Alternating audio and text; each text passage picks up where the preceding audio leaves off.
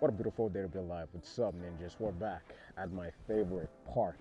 Today we're going to be doing a session. However, this session is going to be focusing on a specific set of behavior that we tend to, as fighters, well, pretty much anything you do in life, I guess.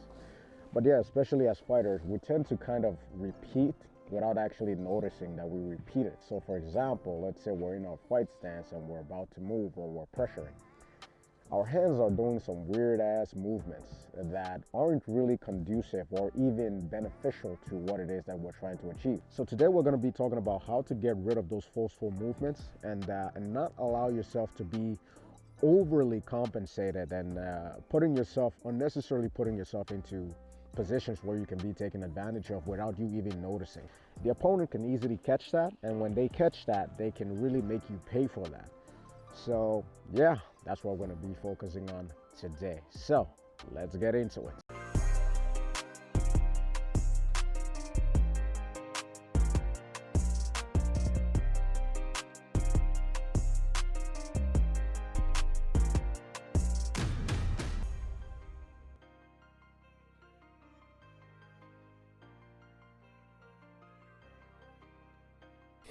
Okay, ninjas.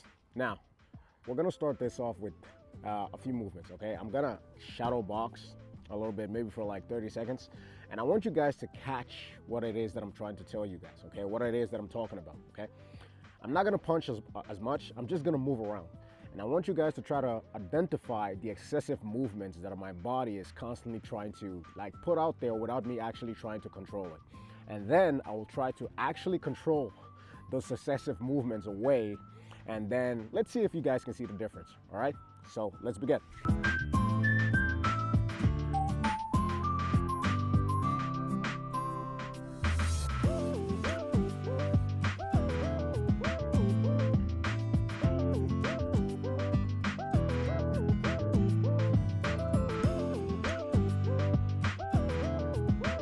That's the first.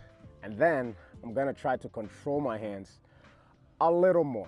And let's see if you guys can see the difference, okay?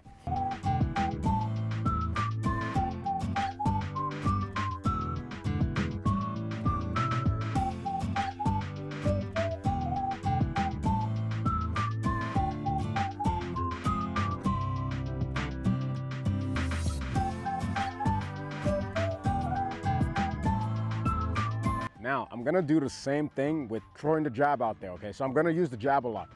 So, first session, no control, I'm just gonna let the jab go. And then the second session, I'm gonna control my hands a little more, and let's see if you guys can identify the different patterns, all right? Start with number one.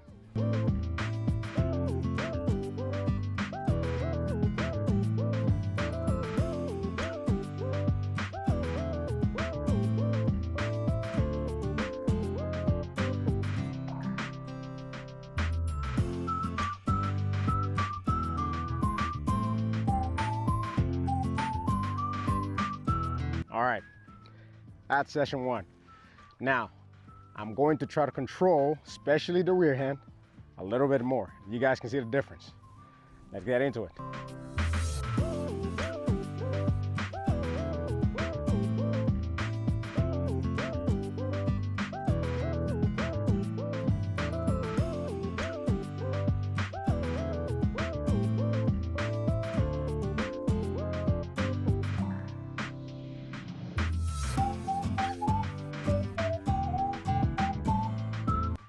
Spot the difference? All right, so before we get into the actual analysis of the mistakes that were made, well, mistakes, not really a mistake, but it's just something that you guys need to be mindful of, especially when you guys start getting to that higher level. When you learn things, you're learning things in a pattern. You're creating and developing a certain pattern. Every single fighter has a pattern. And it's your duty as a fighter to be able to identify the pattern of another fighter as fast as possible and to be able to exploit those patterns. And if the opponent cannot allow you or put you in a position where you compromise your stance or your guard, it is going to be very hard for them to actually hurt you all right? It doesn't mean that it never happens, but it's going to be harder to do. I want you guys to really pay attention to this, and especially when you guys are throwing combinations, you want to make sure that your hands are doing exactly what they should be doing and should be in the place where they should be in that position and in that initiation of the attack. So let's get into how to actually fix this after we've done the analysis. Let's get into it.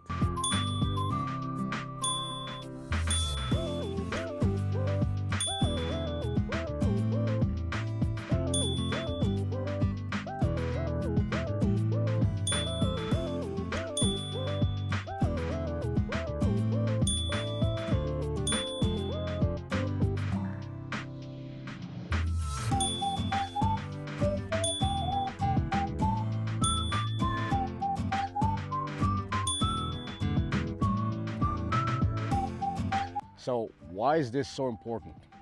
Well, the reason is actually pretty simple. Now, it doesn't mean that it's going to necessarily kill your whole game if you don't really realize those excessive movements that you're doing, especially if you're a really good fighter and you have those evasive movements ongoing and you're skillful. Yeah, sometimes you can simply just get away with simply just being skillful. However, like I said earlier, that the higher the level, the more manipulated you can become, because those fighters are really smart and they're really good. Now, it doesn't mean that movements like this, these little micro adjustments, are bad.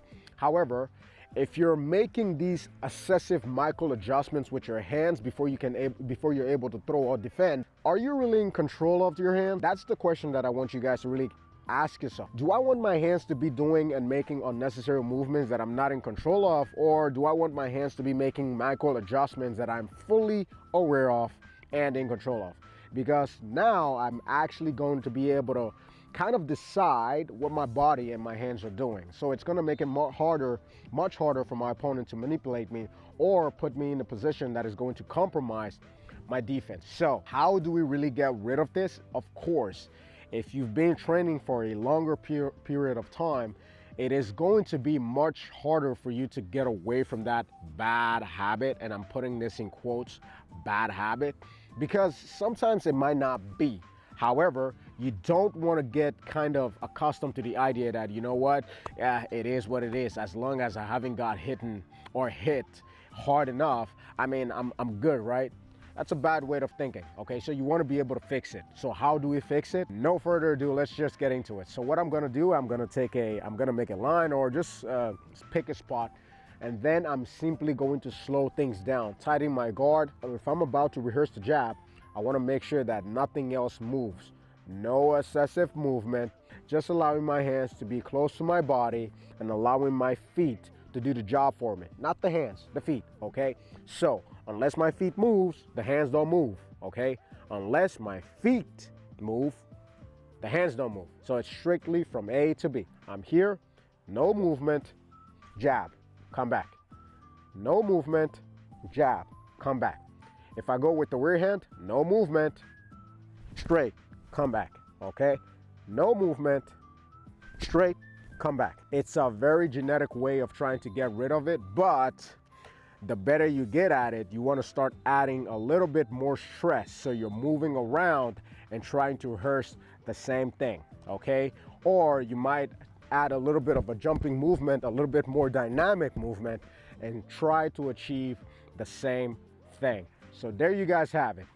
If you guys like the video, like it and follow, and I'll see you guys in the next one.